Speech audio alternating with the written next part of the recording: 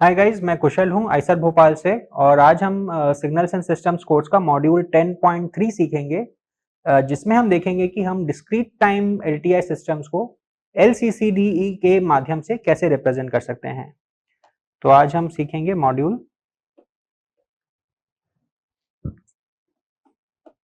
10.3 LCCDE representation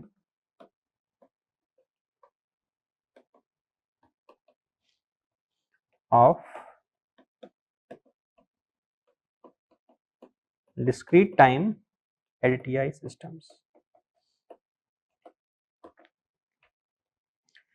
तो जैसा कि हमने आपको पिछले मॉड्यूल में बताया कि जो LCCDE रिप्रेजेंटेशन है, वो जो एक्रोनिम है वो कंटिन्यूअस टाइम केस में और डिस्क्रीट टाइम केस में सेम है, लेकिन जो डी शब्द है, इस डी अल्फाबेट का जो ट्रांसलेशन है या जो फुल फॉर्म है वो थोड़ा बदल जाता है। तो कंटिन्यूअस टाइम केस में क्या होता है? कंटिन्यूअस टाइम केस में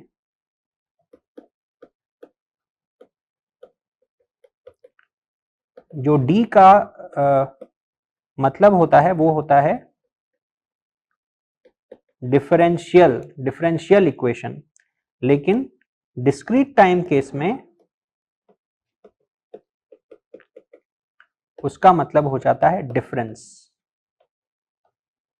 ऐसा क्यों? क्योंकि डिस्क्रीट टाइम केस में हम डेरिवेटिव्स डिफाइन नहीं कर सकते हैं, इसीलिए हम डिफरेंस लेते हैं इंस्टेड ऑफ डिफरेंशियल, और बाकी जो अल्फाबेट्स हैं उनका मतलब एग्जैक्टली वही होता है। तो डिस्क्रीट टाइम केस में LCCDE क्या हुआ? Linear constant coefficient difference equation.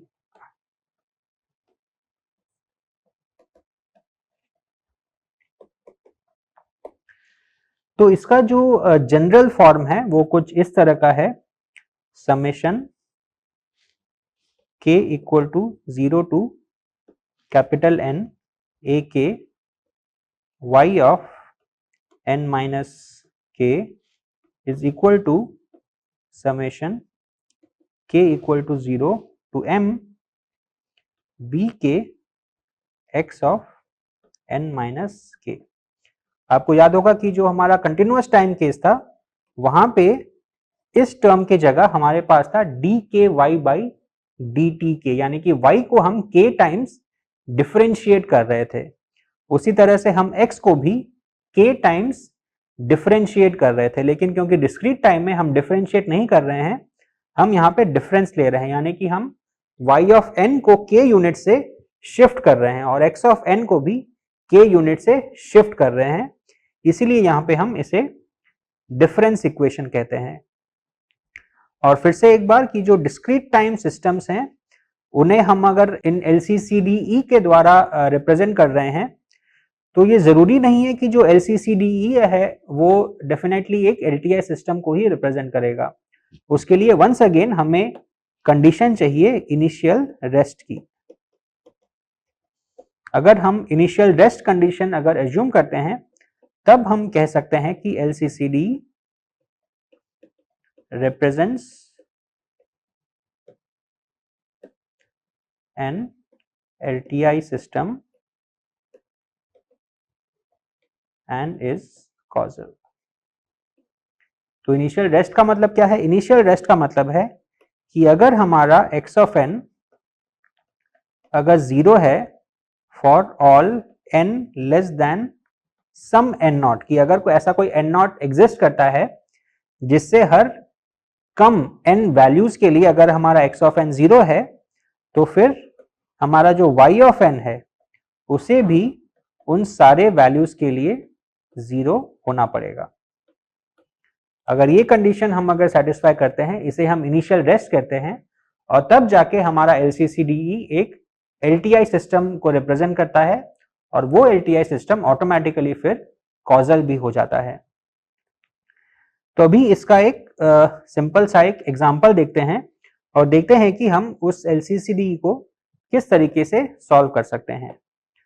तो हम जो एक एग्जांपल लेंगे वो हम लेते हैं y of n minus half y of n minus 1 is equal to x of n।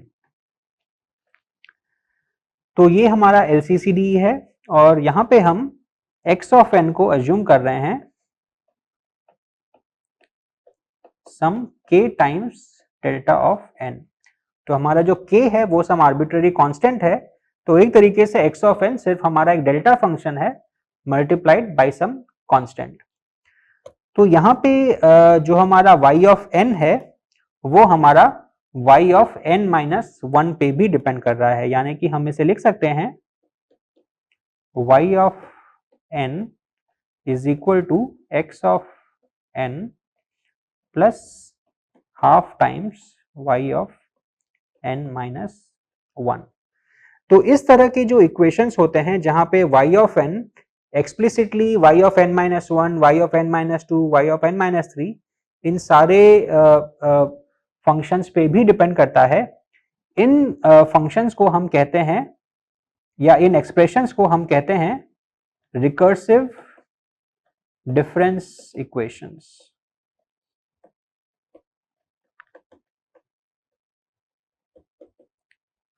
और जहां पे हमारा y of n का जो एक्सप्रेशन है वो सिर्फ x पे डिपेंड करता है up to a finite difference values, उसे हम कहेंगे नॉन रिकर्सिव डिफरेंस इक्वेशंस। तो हम बाद में देखेंगे कि इनको हम मैथमेटिकली कैसे डिफाइन करें, बट बस अभी के लिए मैं आपको बता रहा हूं कि ये जो पर्टिकुलर एग्जांपल हमने लिया है वो एक रिकर्सिव डिफरेंस इक्वेशन का है। तो यहाँ पे अभी हमारा जो x of n है वो है k times delta of n, और इसके लिए अभी हम देखते हैं कि हमारा आउटपुट कैसे आएगा। तो अगेन क्योंकि हम चाहते हैं कि हमारा जो LCCDE है वो एक LTI सिस्टम को रिप्रेजेंट करे, तो इसीलिए हम अगेन अज्यूम करेंगे कि हमारा इनिशियल रेस्ट का कंडीशन सेटिस्फाई हो रहा है, यानी कि जो हमारा x of n है वो n लेस देन 0 के लिए 0 है, तो हम ये अज्यूम करेंगे कि y of n भी नेगेटिव n के लिए 0 हो, यानी कि हम ये मान रहे हैं कि इनिशियल रेस्ट अज्यूम कर रहे हैं, यानी कि सिंस जो हमारा गिवन x of n है वो है 0 for all n less then 0, हम ये मान रहे हैं कि हमारा y of n भी 0 है for all n less then 0। यानी कि इस एक्सप्रेशन को अब यूज करके हम अगर y of 0 की वैल्यू निकालना चाहें तो वो कैसे आएगी, वो आएगी y of 0 is equal to x of 0 plus half y of minus 1। और यहाँ पे अभी हमें इनिशियल रेस्ट कंडीशन यूज करने की जरूरत है, क्योंकि उस कंडीशन को यूज करके हम बता सकते हैं कि y of minus 1 has to be 0, यानी कि this will be simply x of 0, और x of 0 क्या है, x of 0 है सिंपली इक्वल टू k, क्योंकि डेल्टा ऑफ n में हम अगर 0 डालेंगे तो वो बन जाएगा 1, और 1 इंटू k है k। अगेन मैं आपको याद दिला दूं कि ये जो डेल्टा फंक्शन है ये है क्रोनेकर डेल्टा फंक्शन, ना कि डिराक डेल्टा फंक्शन। जो डिराक डेल्टा फंक्शन होता है वो कंटिन्यूअस टाइम पे डिफाइन होता है और t इक्वल टू 0 पे उसकी वैल्यू इनफाइनाइट हो जाती है, लेकिन यहाँ पे ये क्रोनेकर डेल्टा फंक्शन है जो कि डिस्क्रीट टाइम केस में डिफाइन होता है, और n इक्वल टू 0 पे इसकी जो मैग्नीट्यूड है वो होती है एग्जैक्टली इक्वल टू 1। तो अभी हमारे पास y of 0 हमारे पास आ गया है k, और नेगेटिव n के लिए y हमारा 0 है, तो उनके लिए हमें कैलकुलेट करने की जरूरत नहीं है। फिर हम अगर y of 1 को अगर लेते हैं तो वो हो जाएगा x of 1 plus half y of 0। अब x of 1 क्या है, जो हमारा डेल्टा फंक्शन है वो n इक्वल टू 0 के अलावा बाकी सारे n पे उसकी वैल्यू 0 है, यानी कि x of 1 की वैल्यू भी 0 होगी।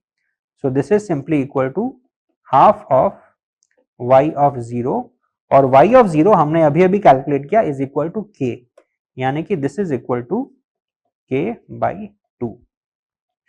अब वैसे ही हम y of 2 निकाल सकते हैं, that will be equal to x of 2 plus half y of 1, और x of 2 क्या है, x of 2 अगेन 0 है, क्योंकि x of n सिर्फ एक डेल्टा फंक्शन को हमने स्केलर से मल्टीप्लाई करके रिप्रेजेंट किया है, तो x ऑफ 2 भी 0 होगा, तो this will be equal to half y of 1 which is equal to k by 4। हमारे पास यहाँ पे k बाई 2 था, तो उसको हमने हाफ से मल्टीप्लाई किया, तो हमारे पास अब आएगा k बाई 4। इसे हम थोड़ा सा ठीक से लिख देते हैं। फिर उसी तरीके से हम अगर y ऑफ 3 निकालना चाहें तो वो क्या आएगा, x of 3 plus half y of 2। x of 3 again 0 है, तो ये है half y of 2। y of 2 हमने निकाला k बाई 4, तो ये हो जाएगा k बाई 8। अब यहाँ पे अगर आप एक पैटर्न नोट करें तो हम लिख सकते हैं this is equal to k divided by 2 power 0, क्योंकि 2 power 0 is 1।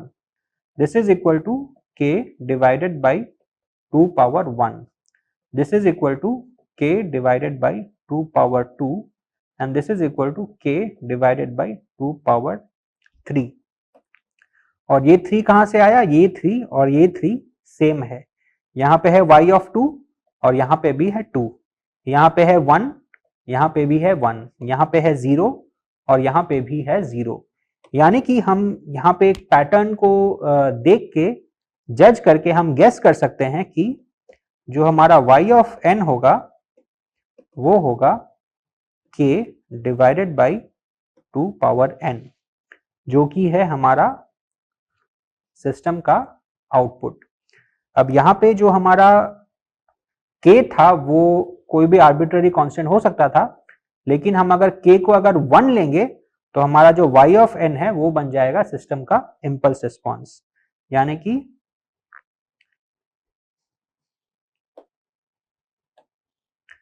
If k equal to 1 then हमें हमारा इंपल्स रिस्पॉन्स मिलता है h of n which is equal to half power n। तो यहां पे अब देखिए कि जो हमारा h ऑफ n है वो हाफ पावर n तो है, लेकिन अगेन मैं आपको रिमाइंड करा दूं कि ये सिर्फ पॉजिटिव या नॉन नेगेटिव n के लिए ही नॉन जीरो है। नेगेटिव n के लिए 0 है, क्योंकि हमने यहाँ पे अज्यूम किया है कि ये हमारा सिस्टम जो है वो इनिशियल रेस्ट को सेटिस्फाई कर रहा है। यानी कि हमें यहाँ पे एक u ऑफ n भी मल्टीप्लाई करने की जरूरत है। तो अभी ये हमारा h ऑफ n का जो इक्वेशन है ये हमारा कंप्लीट है। तो यहाँ पे आप देखिए कि जो h ऑफ n है उसके जो टर्म्स हैं वो नॉन जीरो, वो नॉन नेगेटिव n के लिए नॉन जीरो हैं और ये n इक्वल टू इंफिनिटी तक एक्सटेंड करते हैं। यानी कि जो h ऑफ n है उनकी वैल्यूज एक इनफाइनाइट टाइम रेंज पे नॉन जीरो है। तो जो इस तरह के इंपल्स रिस्पॉन्स होते हैं हम उन्हें कहते हैं इनफाइनाइट इंपल्स रिस्पॉन्स, यानी कि वो एक इनफाइनाइट टाइम रेंज पे नॉन जीरो है।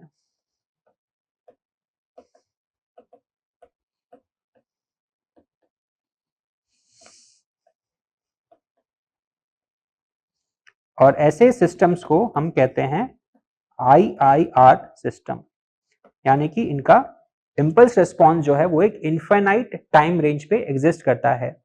और यहाँ पे एक और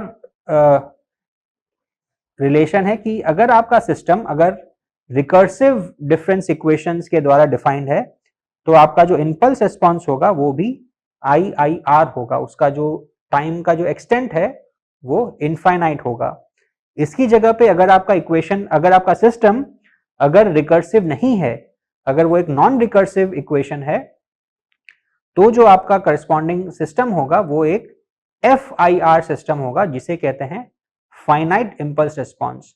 तो ये कहां से आया, ये अगर हम दोबारा से अगर हम रिविजिट करें जो हमारा LCCDE का जो हमारा जनरल एक्सप्रेशन था, तो वो क्या था, summation k equal to 0 to capital N AK y of n minus k is equal to summation k equal to 0 to m bk x of n minus k।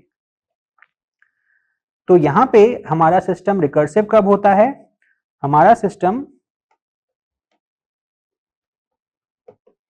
Recursive तब होता है जब हमारा ए के is non zero for at least 1 के greater than 0।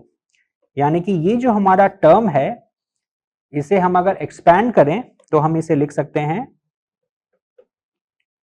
a0 y of n plus a1 y of n minus 1 plus a2 y of n minus 2 plus so on.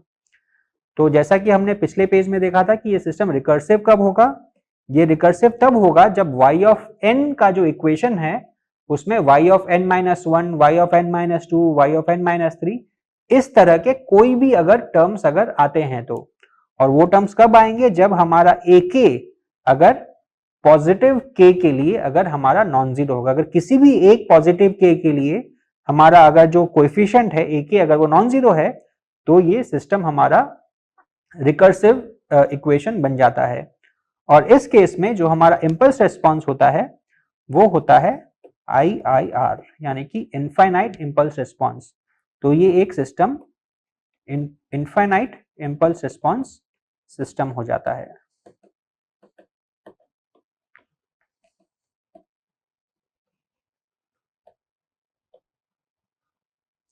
और उसी की जगह पे अगर हमारे जो AK है अगर वो zero k equal to zero के अलावा अगर बाकी सारे केस के लिए अगर जीरो है तो ये सिस्टम हमारा बन जाता है नॉन रिकर्सिव सिस्टम।